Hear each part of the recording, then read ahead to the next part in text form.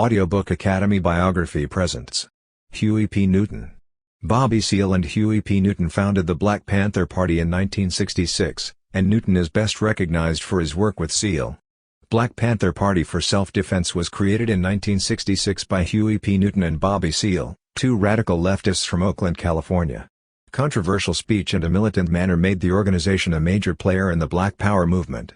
For much of Newton's life, he was on the run from the law. He spent time in Cuba before eventually returning to the United States and completing his doctoral studies.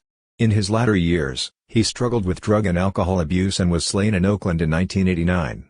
Early years. Percy Jackson and the Olympians. Newton was born in Monroe, Louisiana, on February 17, 1942. During the 1960s, Newton helped found the Black Panther Party and became a prominent figure in the Black Power movement. Since he was a small child, Newton and his family have lived in Oakland, California. However, even though he subsequently stated he was close to his family, the youngster had an erratic behavior at school and on the streets because of his early hardships.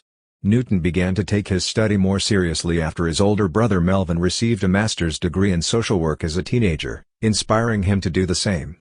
In 1959, despite having graduated from high school, Newton was still considered illiterate.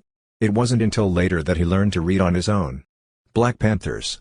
Newton decided to continue his studies in the mid-1960s at Merritt College, where he served a month-long prison sentence for a knife attack, and then went on to the University of San Francisco School of Law.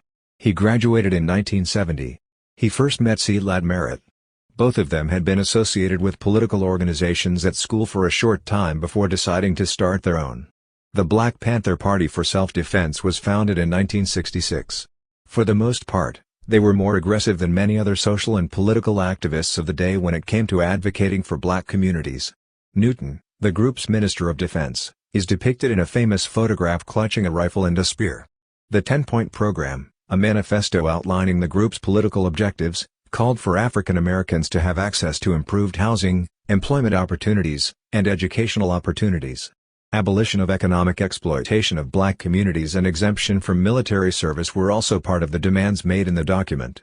Neither the organization nor its members shied away from making dramatic appearances in order to emphasize their points. As an example, in 1967, members of the Panthers armed themselves as they invaded the California legislature to protest a weapons measure. It wasn't Newton who attended the demonstration. Newton emerged as a prominent figure in the black militant movement after the dramatic incident that made headlines across the nation. Detainment and judgment. This is why the Black Panthers took a stance against police brutality in metropolitan areas involving mainly white officers, and why they were known as the Black Panther Party. Members of the group would go to arrests in progress and keep an eye out for any signs of violence.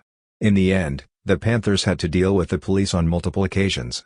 On one of these conflicts that year, Bobby Hutton was killed as a teenager as the party's treasurer. Newton was accused of killing an Oakland police officer in a traffic stop the year before. In the end, he was found guilty of voluntary manslaughter and sentenced to between 2 and 15 years in prison. However, Newton's cause was aided by public pressure. The slogan "Free Huey" became popular at the time. After an appeals process determined that the trial's deliberation methods were improper, he was released in 1970. For example, free lunch programs and urban health centers were part of Newton's vision for the Panthers in the 1970s as they sought to build a more democratic socialism. It wasn't until later that rumors surfaced that the FBI under J. Edgar Hoover was secretly working to dismantle the Panthers because of factionalism. Newton and Eldridge Cleaver, the party's Minister of Communications, parted ways, and both left the party. Later that year, Newton was accused of killing a 17-year-old prostitute and attacking another tailor. In 1974, he went to Cuba to avoid prosecution, but returned to the United States in 1977. After 2 trials resulted in a hung jury, the murder case was dismissed, and the tailor refused to testify in relation to assault allegations.